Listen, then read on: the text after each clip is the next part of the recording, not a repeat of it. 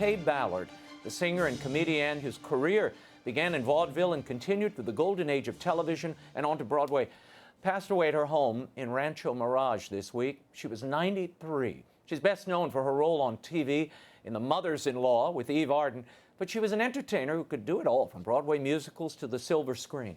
I sat down with her a few years ago to talk about her life, her 7-decade career in showbiz. Here's an encore of my exclusive interview with Kaye Ballard. Looking back, what do you think of this career? If I had to do it again, would I? I don't know. Really? Isn't that interesting? Yeah, I'll say. I think the only time I've ever been happy is on stage, really happy, fulfilled is on stage. But yet, what you have to go through to get to that point, I don't know. You say at one point in the book, I was an Italian Catholic woman born into a world where she never seemed to fit. What do you mean by that? Oh, I mean just that. When I was growing up, it was very difficult to be a woman. Born Catherine Gloria Ballard from Cleveland, Ohio. Tell me about your parents. Were they supportive of this choice to go into showbiz? No, not really. I told them. I told you I was an enigma. I said, I'm going out at 9. I'm going out. I'll be home at 9. They looked at me and said, where did this little freak come from? But my father trusted me so implicitly. He knew I'd never do anything to embarrass him. My mother loved me very much, but she didn't know how to show it. And I've worked since I was 12. I got a work permit because I had these dark circles under my eyes, and they thought I was 14. So I've always worked, and I paid them rent. It was very strange. I was an unusual child. Yeah. To say the least. And I was stunned to learn that you lost your hearing in, what is it, your right ear? In my right ear when I was 11. I was climbing up a tree at my cousin's house in Arroyo, Ohio, and a rooster was chasing me. And I fell off, and I fell on a cement pavement.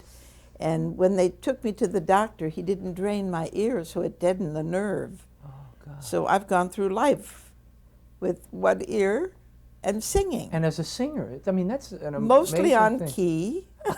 Well, that's nice when it happens, isn't it? Yeah. Isn't it wonderful? I've always known what I wanted to do. When did you know you wanted to be a performer? When I was 5. I would take my father's straw hat and I'd imitate Maurice Chevalier and say, Mimi, you funny little good-for-nothing Mimi. And they'd hit me and say, take that off and learn how to do the dishes. From a very Italian family, first generation. That part of you and that light in your eyes, there's something profoundly, to my eye, Catholic about that. Very Catholic. How do you see that? How is your faith? I think Catholic has kept me in line. I never tried marijuana. I never did things I knew right from wrong. I love my religion. I got my first communion when I was older, like 10, and I was the tallest kid in the thing. I felt embarrassed. I mean, I was so tall, and everybody was little midgets around there. I thought, wow, it took me a long time. You had the great good fortune to be, not only to be born in a time where these great people were there performing. On the peripheral of it. But you had access to them, and then you worked with them. Yes, and I got to know idols like Betty Davis and Barbara Stanwyck and people that I worshipped. Jimmy Durante, Jack Benny. I am so lucky. And then later you became friends with Charles Schulz. Created the great Peanuts. He was the most brilliant. How did you know him? Now there's a man that was insecure. When I met him in 1958, he said, Kay, I just bought this house. It's $125,000. I hope I can pay for it. Then the following year he made millions and went on from there. Wow. And his present wife now, Jeannie Schulz, has been very kind to me. She gave me permission to use the album cover. He did for me. Right. And he was wonderful. And you did a group of songs based on the strip. Arthur Siegel wrote a wonderful group of songs. But then there was a man named John Hammond at Columbia who said, oh, no, I want sound effects. And he was wrong. But that's another one of those Lucky's back in town breaks. And later they would do You're a Good Man, Charlie Brown, which is a musical. Arthur Whitelaw will tell you he got the idea for that from our album. Oh, God. Yes. Well, that's what I mean. You presaged so many of these things. You were almost before your time, Kaye. I was. Yeah.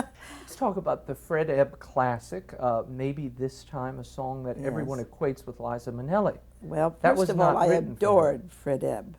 I believed in him before anybody believed in him. And he wrote coloring book for me. And I sang it at the Bonsoir, and I was doing the Perry Como show at the time. I said, please let me sing this song. It's very current. He said, no, you're not the singer. Sandy Stewart is the singer. You cannot sing it. I said, well, then let her sing it, because it's very current. And it was a great success for her, and I was thrilled about that because I love Sandy Stewart. But then Barbra Streisand came along and made it hers.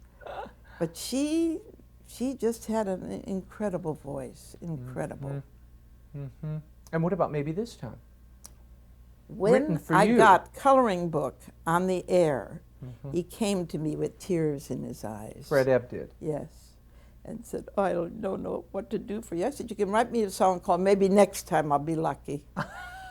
And he came the next day with the song and said, this is yours forever. Oh. Wiped the tears away, gave it to Liza Minnelli, and the rest is history. Yes, when I went to see her at the Plaza, and she said, a song written just for me, and did Maybe This Time. That was the end of my friendship with Fred Ebb. We didn't speak together for 30 years. Oh my God. But then we did make up toward the end of his life because I basically knew the talent he had, and I really loved him. You did that wonderful original made-for-TV musical, Cinderella, which Rodgers and Hammerstein wrote. When we did the reading of Cinderella, Richard Rodgers played the score, and Oscar Hammerstein recited the lyrics.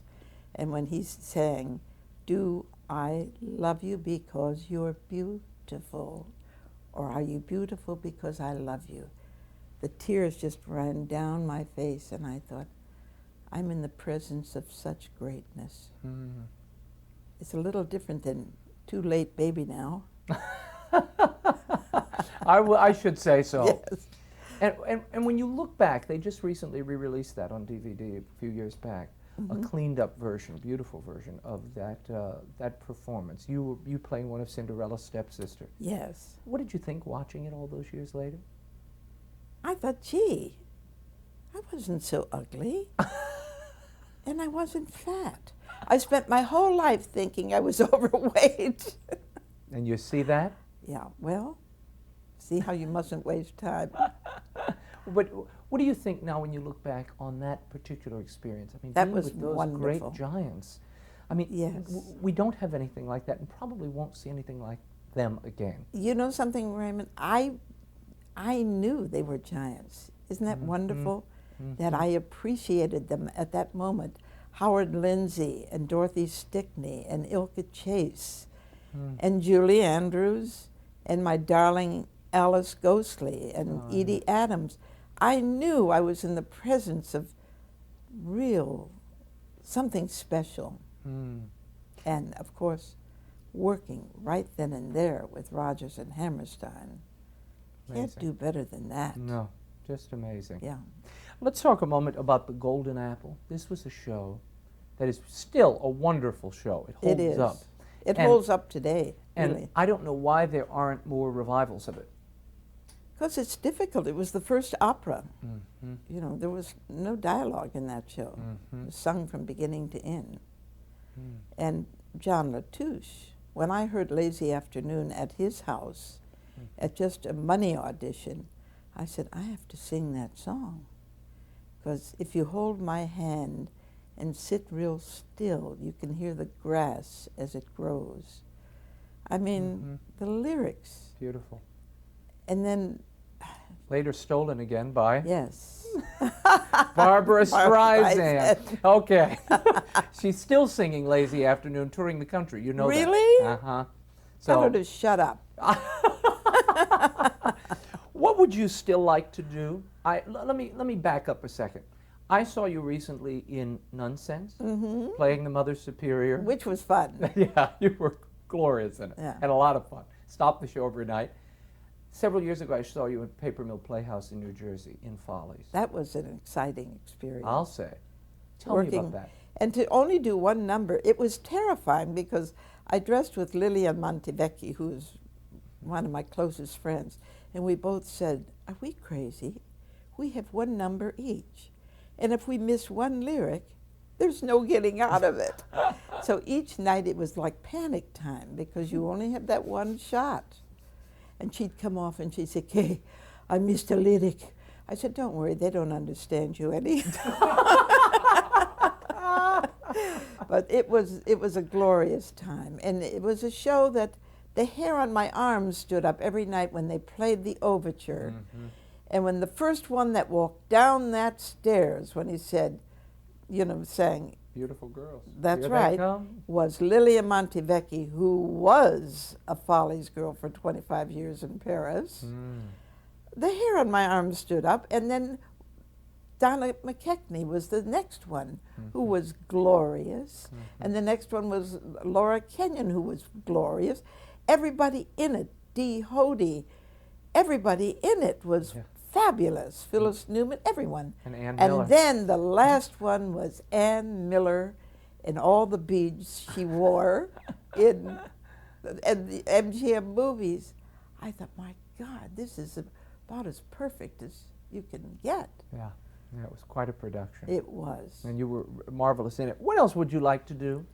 I would, before I die, if God willing, I want to do a movie that I can say, that's the best I can do.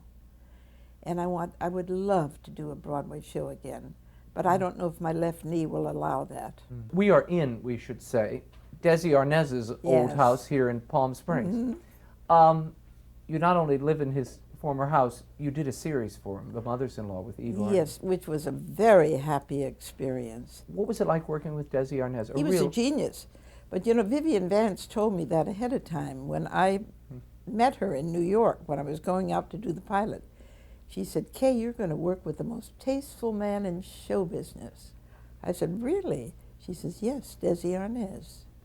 He edited every single Lucy script, and he edited every single Mothers-in-Law script, and every single Untouchables. Wow. He was running Desi Lou at that point. Yeah. And then when I got this house, it was Christmas time, he gave everyone a present. He says, "You get no present." I said, "Okay." He said, "Well, I'm going to let you use my house in Palm Springs." I said, "Okay." I came here. There was a Santa Claus floating in the pool. On the table was a money tree. And in the refrigerator was champagne and caviar. Now, you've got to love a man like that. And you ended up buying the house. Bought the house.